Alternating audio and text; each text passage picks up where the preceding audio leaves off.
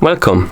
In front of me I have Honor Watch GS3 and I'm gonna show you how to force restart this watch. To force restart this watch, simply press and hold the upper button and keep holding it until you see the Honor logo on the screen. It takes about 5 to 10 seconds basically. So keep holding the button.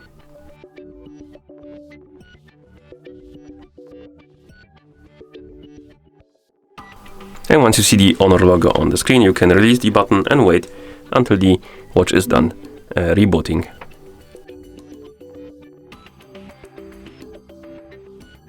As you can see, we're back in the system, and that's how you force restart this watch.